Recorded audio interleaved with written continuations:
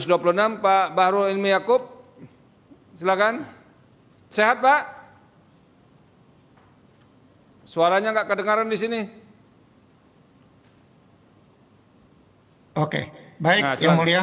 silakan. Sudah bisa dengar suara kami Yang Mulia? Sudah didengar dengan jelas. Baik, kami di sini hadir keempat pemohon. Keempat pemohon saya Bahrul Ilmi Yaakob, ada Ibu Yusefa SIMH, ada Pak Iwan Kurniawan Sarjana Syariah, ada Bapak Rio Aditya SHMKN. Demikian Yang Mulia, terima kasih. Terima kasih. Para pemohon mengajukan permohonan ke Mahkamah Konstitusi untuk perkara dan sudah diregistrasi dengan perkara nomor 120, 124 dan 126. Ini sidang pendahuluannya digabung dan kami bertiga ditunjuk sebagai hakim panel karena isunya sama. Apa yang dikatakan isu sama, tiga-tiganya berkaitan dengan putusan Mahkamah Konstitusi nomor 135. Dan kita bersepakat disidangkan sama, dan hari ini sesuai dengan ketentuan hukum acara, masing-masing pihak atau masing-masing permohonan disilakan menyampaikan pokok-pokok permohonan. Tidak usah panjang-panjang, kami semua sudah membaca dengan detail dan sudah ada nasihat yang mau disampaikan, tapi karena ketentuan hukum acaranya harus disampaikan pokok-pokok permohonan, maka silakan sampai pokok-pokoknya saja. Nanti setelah itu akan kami sampaikan nasihat bergantian nomor 120, 124 dan 126. Pertama disilakan ke permohonan nomor 120. Disilakan. Poin-poinnya saja. Baik, terima kasih Yang Mulia. Assalamualaikum warahmatullahi wabarakatuh. Berikut saya sampaikan pokok-pokok permohonan. Pertama, kewenangan mahkamah dianggap telah dibacakan. Selanjutnya, legal standing, bahwa dikarenakan pemohon merupakan warga negara Indonesia yang juga terdaftar dalam DPT, maka pemohon berhak mempersoalkan norma dalam Undang-Undang Pemilu sebagaimana telah diputus dalam putusan-putusan MK sebelumnya. Lanjut ke bagian posita Yang Mulia, bahwa pemohon menghormati tindakan progresif dari MK dengan mengubah model pemilu lewat putusan nomor 135. Namun nyatanya, terdapat soal lain yang masih belum diselesaikan dengan hanya memisahkan pada pemilu daerah dan pemilu nasional. Bahwa lewat permohonan akuo, pemohon menggagas pemisahan pemilu, yakni pemisahan pemilu eksekutif dan pemilu legislatif. Bahwa model pemilu yang mencontoh praktik di Korea Selatan ini niscaya mampu untuk meningkatkan ruang korektif bagi masyarakat, sebagaimana telah disampaikan pemohon dalam berkas halaman 26 yang akan pemohon gambarkan sebagai berikut. Misalnya, pada pemilu eksekutif tahun 2029 dimenangkan oleh presiden yang berasal dari Partai A dan ternyata selama masa kepemimpinannya menunjukkan kinerja yang buruk dan memunculkan kebijakan yang menciderai rakyat dan sebagainya, maka 2,5 tahun setelahnya, yakni pada pemilihan pemilu legislatif tahun 2031, rakyat dapat melakukan koreksi dengan memilih anggota legislatif yang partainya berseberangan dengan partai pengusung presiden yang menang pada tahun 2029. Mekanisme ini memungkinkan rakyat untuk memberikan sebuah punishment atau hukuman lewat pemilu, sehingga pemilu menjadi benar-benar ruang untuk meluapkan kedaulatan rakyat. Mekanisme ini memungkinkan terjadinya pemilu setiap 2,5 tahun sekali, seperti halnya pemilu yang disampaikan oleh MK dalam 135, dan otomatis akan memaksa partai-partai untuk berjuang memperoleh suara rakyat dalam waktu yang lebih singkat. Dan otomatis pula eksekutif maupun legislatif akan bertindak hati-hati dalam merumuskan kebijakan, karena model ini memungkinkan oposisi untuk selalu hidup dalam setiap rezim, karena setiap 2,5 tahun sekali rakyat yang tidak puas dapat menuangkan kekesalannya dengan memilih partai yang berseberangan dengan partai yang kadernya memberikan kinerja buruk.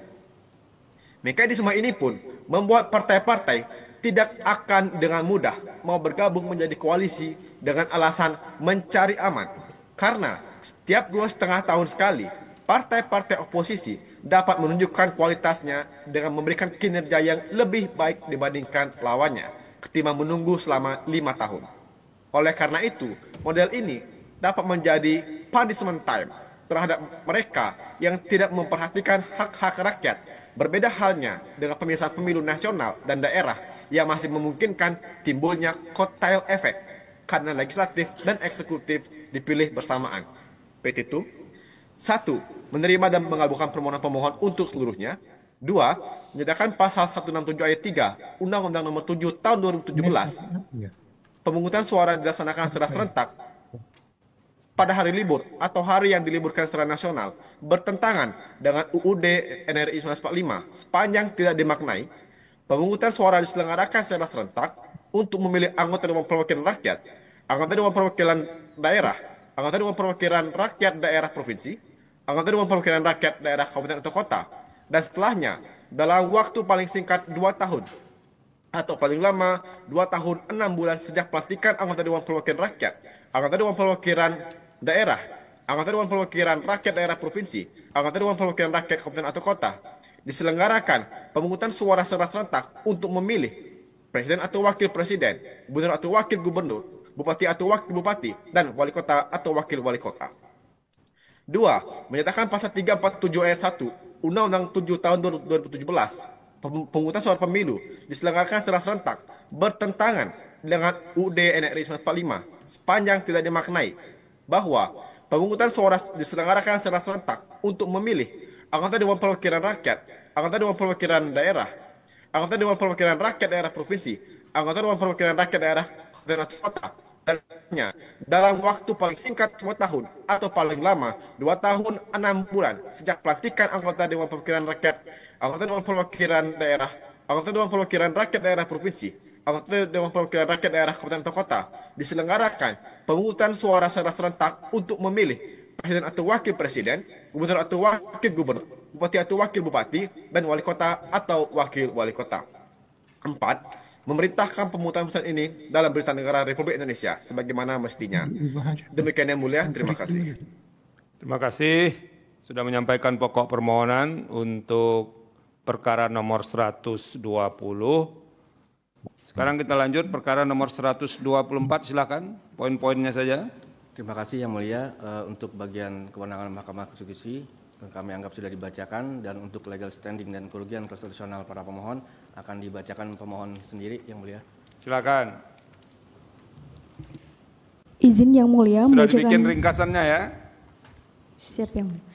Izin membacakan legal standing dan kerugian konstitusional berubahnya pasal EQUO sebagaimana yang telah dimaknai dalam putusan MK nomor 135/PUU/22 Romawi /2024 berimplikasi terhadap rasa dilematis dan mempersulit upaya pemohon 1 sebagai pemilih maupun kualifikasinya sebagai pemantau pemilu dalam melakukan pendidikan publik dan advokasi demokrasi yang dapat menyebabkan skeptisisme publik terhadap integritas proses elektoral dan atau lembaga peradilan. Lebih lanjut Yang Mulia, implikasi tersebut berkelindan secara langsung mempengaruhi kejelasan dan konsistensi prinsip-prinsip demokrasi yang diadvokasi oleh pemohon 1 yang juga dalam kapasitasnya sebagai pemantau pemilu, sehingga mempersulit kampanye pendidikan publik dan mengharuskan pemohon 1 menginvestasikan lebih banyak sumber daya untuk menjelaskan penalaran hukum yang kompleks kepada publik yang berpotensi mengalihkan dari kegiatan pemantauan atau advokasi lainnya. Sesungguh pun Yang Mulia, dengan waktu penyelenggaraan pemilu sebanyak 5 kotak berimplikasi pada kejenuhan pemilih sebagaimana yang tertuang dalam pertimbangan hukum poin 3.16.5 putusan 135/2024, akan tetapi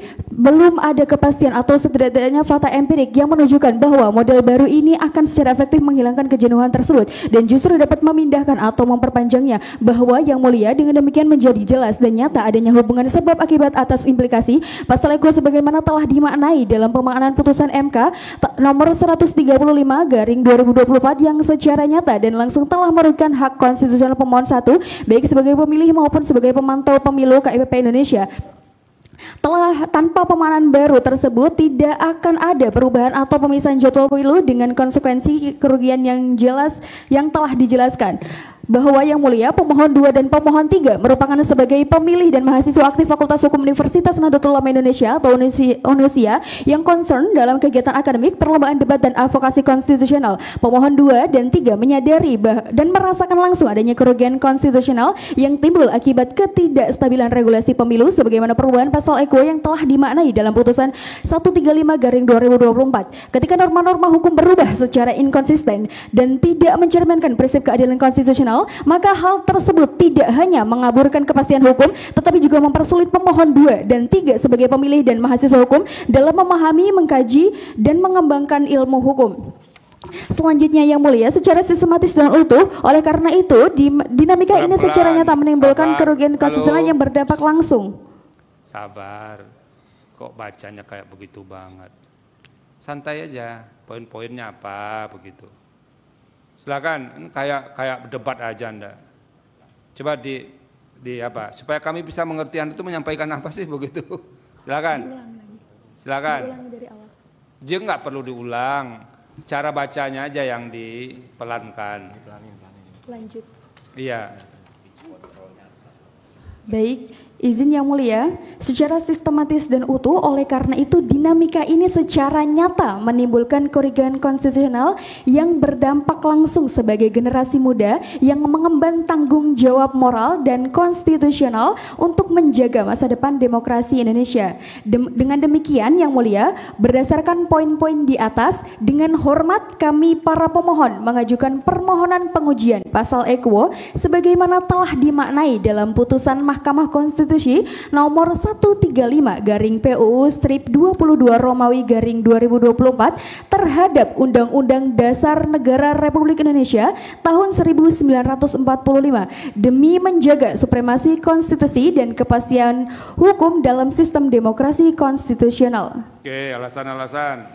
Legal standing selesai. Baik Yang Mulia, setidaknya ada 8 poin yang kami ringkas untuk alasan permohonan. Silakan. Yang pertama, adanya pelanggaran prinsip periodisitas konstitusional dan masa jabatan DPRD. Yang kedua, dampak jangka panjang terhadap tata kelola dan stabilitas politik daerah.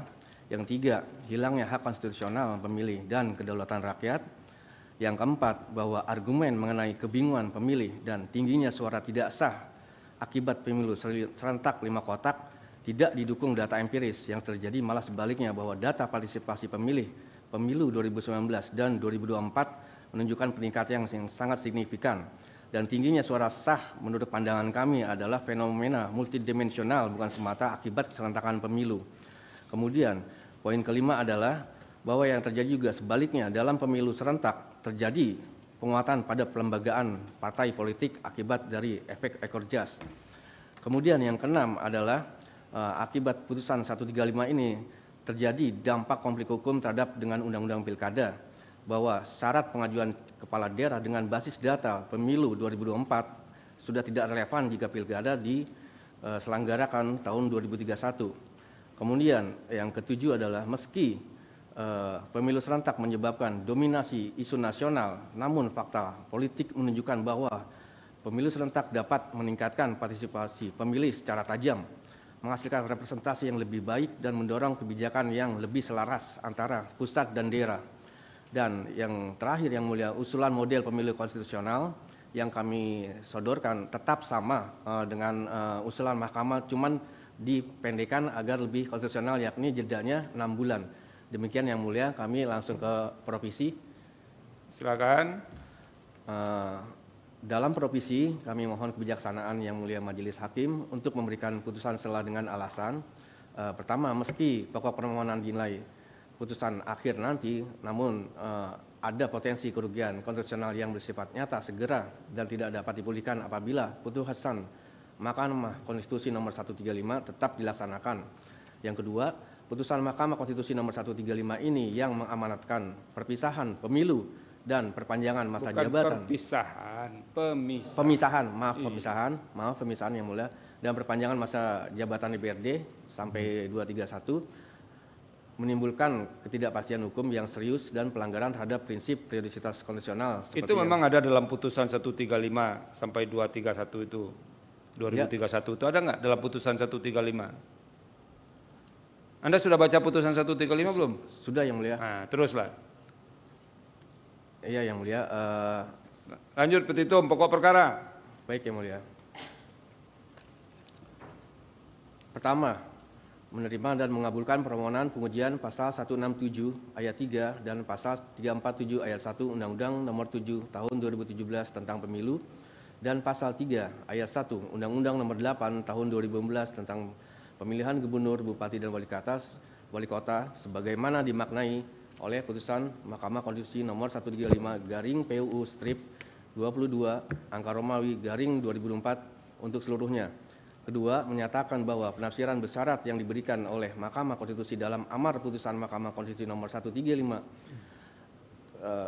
PUU 22 angka Romawi garing 2004 terhadap pasal 167 ayat 3 dan pasal 347 ayat 1 Undang-Undang Nomor 7 2017 tentang Pemilu dan pasal 3 ayat 1 Undang-Undang Nomor 8 Tahun 2015 tentang Pemilihan Gubernur, Bupati dan Wali Kota sepanjang penafsiran tersebut mengakibatkan perpanjangan masa jabatan anggota DPRD Provinsi, anggota DPRD Kabupaten Kota, Gubernur, Wakil Gubernur, Bupati, Wakil Bupati, Wali Kota, Wakil Wali Kota adalah bertentangan dengan Undang-Undang Dasar Republik Indonesia tahun 1945 dan tidak memiliki kekuatan hukum mengikat. 3. Penafsiran tersebut secara khusus bertentangan dengan prinsip periodisitas pemilu setiap 5 tahun sekali sebagaimana diamanatkan Pasal 22E ayat 1 Undang-Undang Dasar 1945 bertentangan dengan kedaulatan rakyat dan hak pilih pemilih sebagaimana dijamin Pasal 1 ayat 2 dan Pasal 28D ayat 1 Undang-Undang Dasar 1945 serta melanggar hak konstitusional atas kepastian hukum yang adil dan perlakuan yang sama di hadapan hukum. 4. Menyatakan Pasal 167 ayat 3, Pasal 347 ayat 1 Undang-Undang Pemilu serta Pasal 3 ayat 1 Undang-Undang Pilkada harus dimaknai bahwa pemilu daerah tetap dilaksanakan dalam siklus 5 tahunan yang tidak mengakibatkan perpanjangan masa jabatan pejabat publik yang terpilih dengan pengaturan transisi yang menjamin periodisitas konstitusional sesuai Undang-Undang Dasar tahun 1945. 5. Memerintahkan pembentuk undang-undang untuk menindaklanjuti putusan ini dengan melakukan perubahan peraturan perundang-undangan terkait yang menjamin periodisitas pemilu yang konsisten sesuai amanat Undang-Undang Dasar 1945 dan tidak mengakibatkan perpanjangan masa jabatan pejabat publik yang terpilih, serta mempertimbangkan model-model pemilu konstitusional yang tidak mengorbankan prinsip-prinsip demokrasi fundamental. 6. Memulihkan hak konstitusional para pemohon sebagai warga negara yang dirugikan oleh implikasi putusan Akwo, khususnya terkait jaminan atas pemilu yang periodik dan kepastian hukum mengenai jabatan wakil rakyat. Atau apabila Majelis Hakim Konstitusi berpendapat lain, mohon putusan seadil-adilnya. Terima kasih Yang Mulia. Cukup? Cukup Yang Mulia. Terima kasih. Terima kasih. 124. Sekarang kita masuk ke putusan permohonan 126. Pak Bahrul Ilmi Yakub, silakan. Baik, terima kasih Yang Mulia. Majelis Panel Mahkamah Konstitusi, izinkan saya menyampaikan pokok-pokok permohonan, ya. Dan izinkan saya hadir secara online sekali. Ya, silakan Pak. Pada perubahan atau perbaikan permohonan, kami memang akan membatasi pada pengujian norma pasal 1 angka 1 Undang-Undang Nomor 7 Tahun 2017 tentang Pemilu.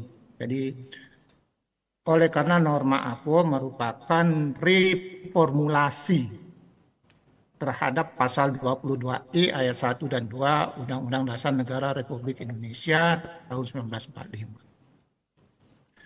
2. Terkait kewenangan pada permohonan ini, ya, kami menambah item tentang kewenangan mahkamah yang terkait dengan pengujian kembali, perbedaan norma penguji dan perubahan putusan Mahkamah Konstitusi.